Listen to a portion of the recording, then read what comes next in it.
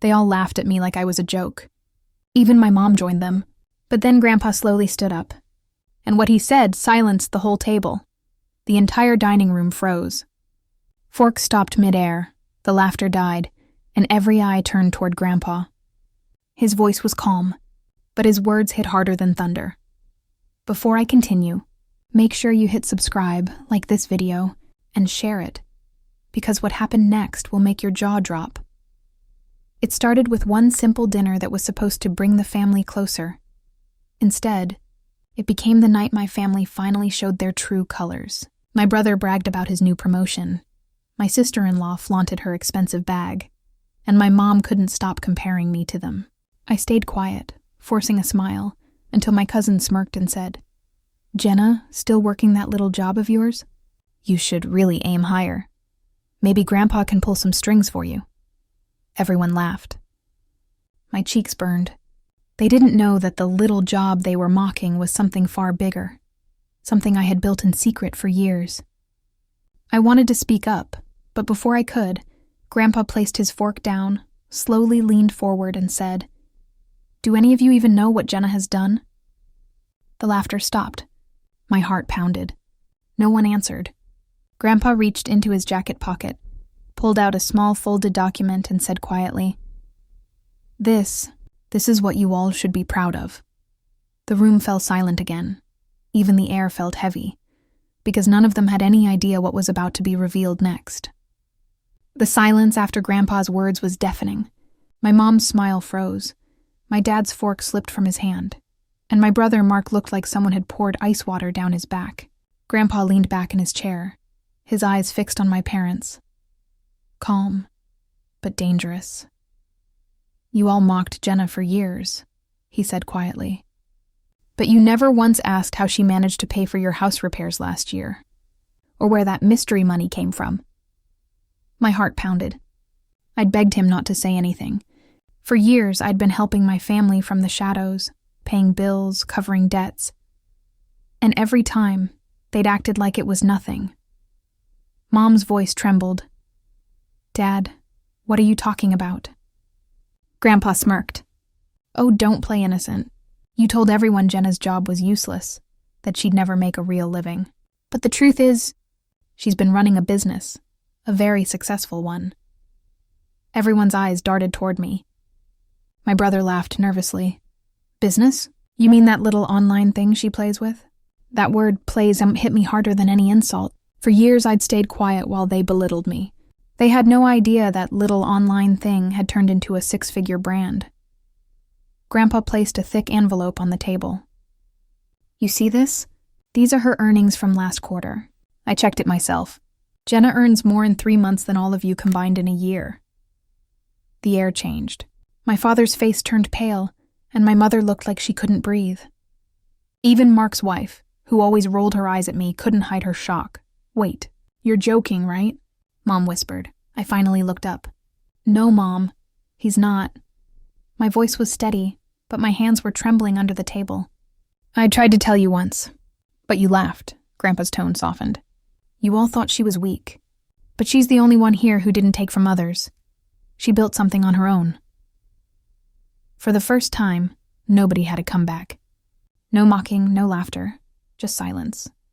The same silence that once made me feel small, now made them shrink instead. Dad finally broke the silence, his voice low but trembling with anger. "So this is what you've been hiding from us? You were making money behind our backs?" I looked at him confused. "Behind your backs?" "Dad, I was working day and night. I just didn't want to talk about it because you never believed in me." He slammed his hand on the table, making everyone flinch. "You made us look like fools, Jenna. Everyone in this town thinks we're the ones helping you." Grandpa frowned. "Helping her? You people used her."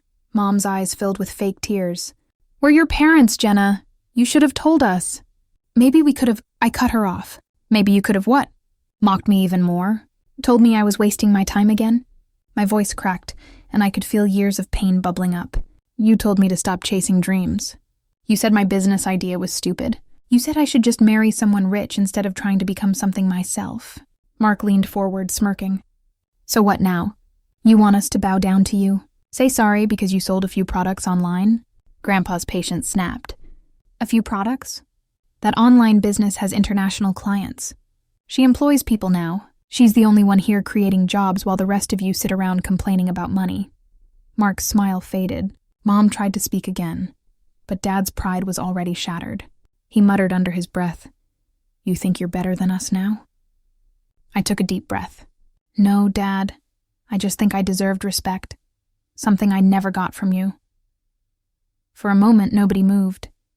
The only sound was the ticking of the clock behind Grandpa. Then Grandpa pushed his chair back slowly and said, "You all owe her an apology, and not just for tonight. For every single year you made her feel small." My mom wiped her tears, but I could see guilt mixed with something darker. Envy. She whispered softly, "I didn't know you'd actually make it." I smiled sadly. Neither did I, but I had to, because no one else believed in me. And just like that, for the first time in my life, they were silent. And I wasn't. The next morning, I woke up to dozens of missed calls, all from Mom. My phone buzzed again. She was calling again. I sighed and picked up. "Jenna," she said in a suddenly soft, sugary tone I hadn't heard in years. "Your father and I were just talking. We overreacted last night. I didn't say anything. I'd seen this before. The guilt, the fake sweetness, the manipulation." She continued, "You know, we've always been proud of you. We just didn't show it properly. And your father was thinking, maybe we could invest in your business together. Family should work as one, right?" There it was. The trap.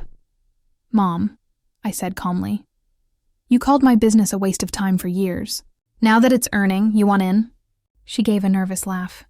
"Oh, Jenna, don't be so dramatic. You're successful now. We can help you grow even bigger. You know your father has connections." I almost laughed out loud. Connections? He couldn't even manage his own debts. Before I could reply, a knock came at my door. When I opened it, Grandpa stood there with his walking stick, eyes tired but kind. "Don't let them use you, Jenna," he said quietly. "They only come near the light when they can't find their own." His words hit me deep.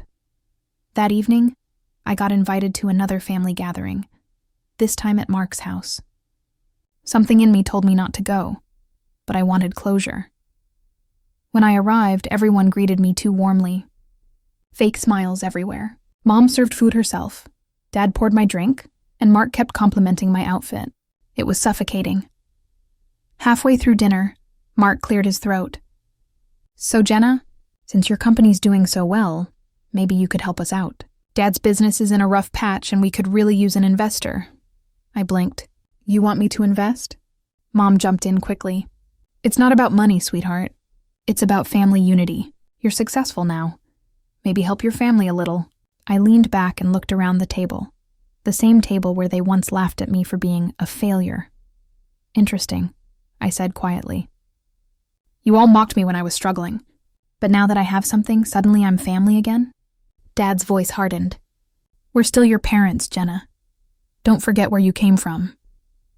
I stared at him for a long second and smiled. "Oh, I haven't forgotten. That's exactly why I built everything without you." Mark's jaw clenched. "You've changed." "No," I said, standing up. "I just stopped begging for respect." As I left the house, I saw Grandpa watching me from the porch, a proud smile on his face. He didn't say a word, but I knew what he meant. Keep walking forward. A week later, the entire family gathered again, this time for Grandpa's 80th birthday. The mansion was decorated beautifully, and everyone pretended to be perfect. But underneath those fake smiles, tension buzzed like static. I had promised Grandpa I would come. Not for them, but for him. As I entered the hall, all heads turned. Mom whispered something to Mark, who smirked and said loud enough for everyone to hear, "Look who decided to show up, our millionaire sister." The laughter that followed was sharp, forced and bitter. I ignored it and hugged Grandpa. His eyes shimmered. "You did what none of them thought you could, Jenna," he whispered. Dinner began. The air was thick with arrogance. Mark bragged about fake deals. Dad boasted about his business contacts. and Mom kept reminding everyone how tight-knit our family was. I stayed silent until Grandpa cleared his throat and stood up with his glass raised. "I have an announcement," he said. "I've rewritten my will." The table went silent. Dad looked confused. "Dad, what are you talking about?" Grandpa smiled. "For years, I watched how each of you treated Jenna. You mocked her, excluded her, and tried to crush her confidence. While you were busy laughing, she built an empire with her own hands." Gasps echoed around the table. "She is the only one," Grandpa continued firmly, "who deserves what I've built. My properties, my shares, my legacy, all go to Jenna." Mom's fork clattered. "You can't be serious." Mark stood up, furious. "She doesn't deserve—" I interrupted him softly. "No, Mark, I earned it. Every night you laughed, I worked. Every time you said I'd fail, I learned. You built your life mocking others. I built mine building dreams." Dad's face turned red. "You think money changes everything?" I looked straight into his eyes. "No, but it finally shows who you really are." The room fell silent, the kind of silence that burns. Grandpa looked proud. "You were my only grandchild who never asked for anything. And that's why you deserve everything." Tears welled in my eyes. I hugged him tightly. For the first time in years, I felt seen, valued, free. As I walked out of that house, I didn't look back. Their voices faded behind me like a distant storm, because I knew one thing now. They once mocked me for being nothing. Now they'll spend the rest of their lives regretting that I became everything.